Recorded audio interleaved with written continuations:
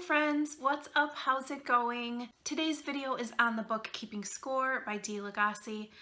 I have done a few videos now of Dee's books. I've read all of her books. I will of course include those videos in the description box below. This is a new book that's a standalone. I enjoyed it so much. There's something really easy about Dee's writing. She writes a cleaner romance, which I'm here for because I love her stories and I love her characters. So I don't find that I miss the super steamy interactions and intimacy because I feel like her stories still have this level of connection and intimacy for me that I get with her characters.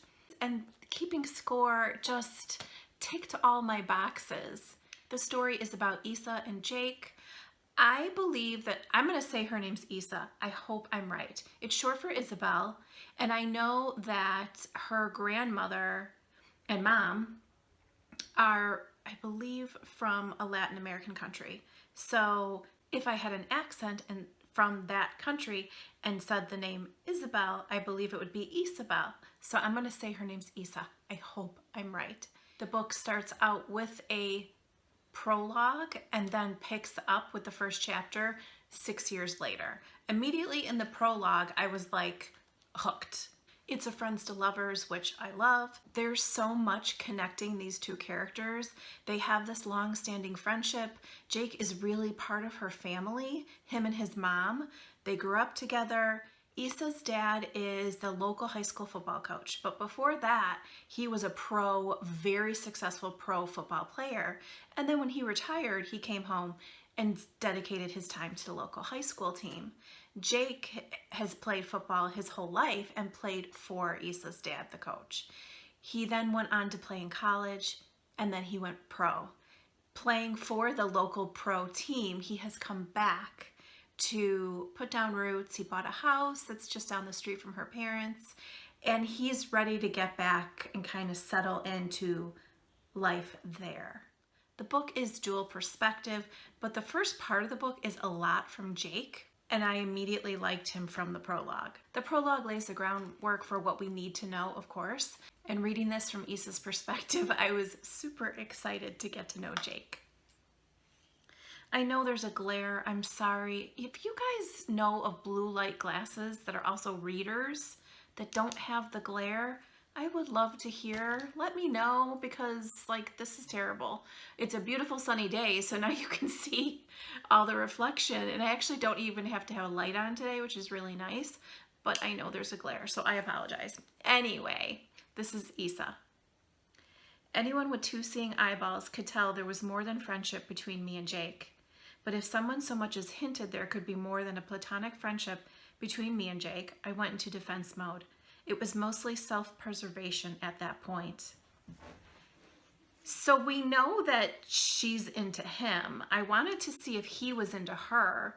Not long after that, they have a moment that shifts where they are in their friendship.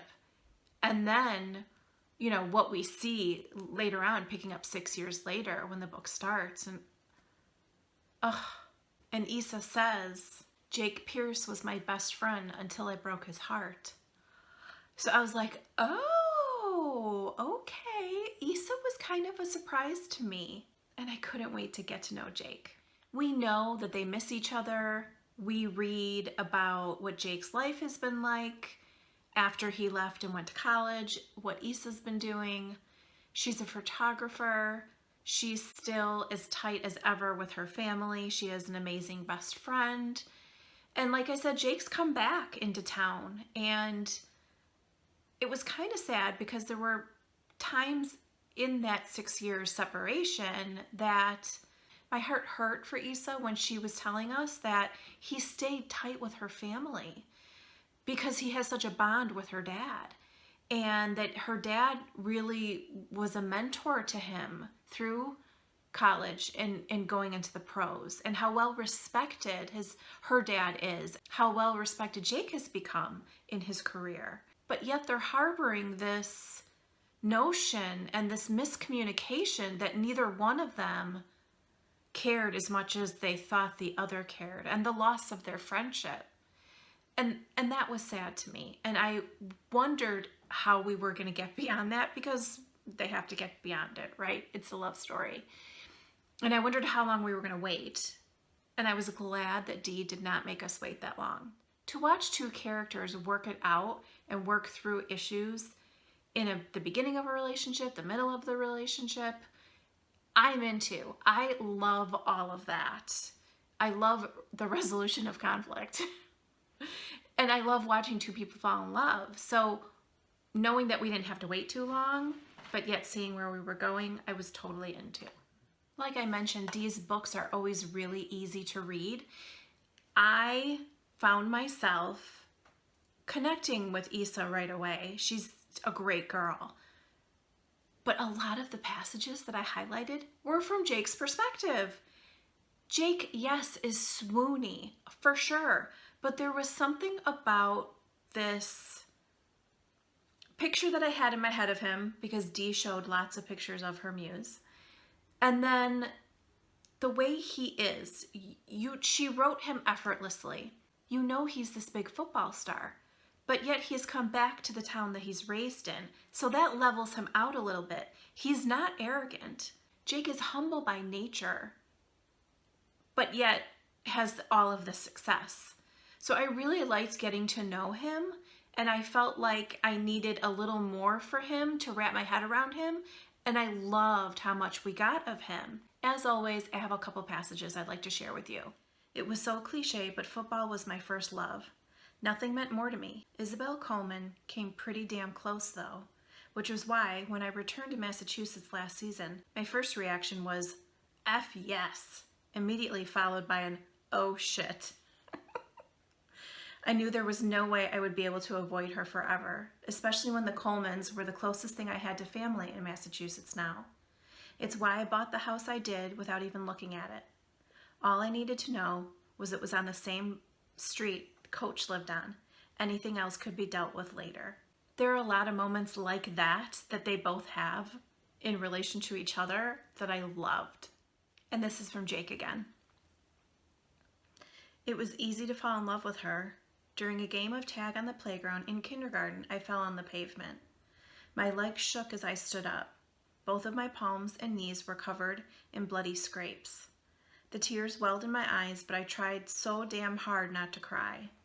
Until the sweetest little voice next to me whispered, I'm going to act like I have a headache and feel dizzy, and you're going to help me walk to the nurse's office, okay?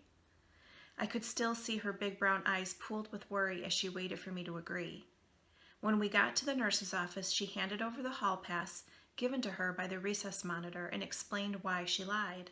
In all the movies I'd seen and in stories I'd been read up until that point, the hero was always the guy, a prince, a knight. It was in that moment I learned that sometimes it was actually the pretty princess who saved the day.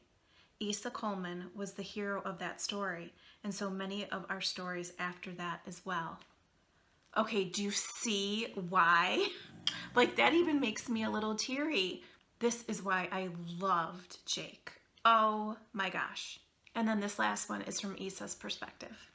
This is one of those moments that I can only imagine if I was her and had this moment, I would do exactly the same thing.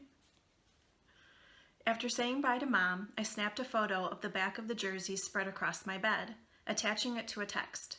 Me. Today will be the first time I wear a jersey that doesn't have my last name on it. I don't think I've told you how proud of you I am. I sent it to Jake. His reply, just moments later, made my heart swell. Jake, I've never been so excited to see someone wear my jersey. I didn't tell him who else would be showing up in his jersey today. I pulled mine over my head and stood in front of the full-length mirror. Not to toot my own horn, but dang, did that pierce look good on my back. So cute. I just love them. Such a great book. I would definitely recommend you guys pick this one up. Let me know if you have read Keeping Score or any of Dee's other books. I would be happy to give you recommendations on which ones are my favorite. This one is definitely near the top. Don't forget, I always put an Amazon link in the description box below that will take you straight to buy the book. And also while you're here, I would love for you to hit subscribe and give the video a thumbs up. When you subscribe, that means that YouTube will let you know the next time I upload a video. I also welcome you to come over to my social media, which is Kat Reads Romance on Facebook and Instagram, and say hello to me over there. Thanks for hanging out with me today, guys. See you soon. Bye.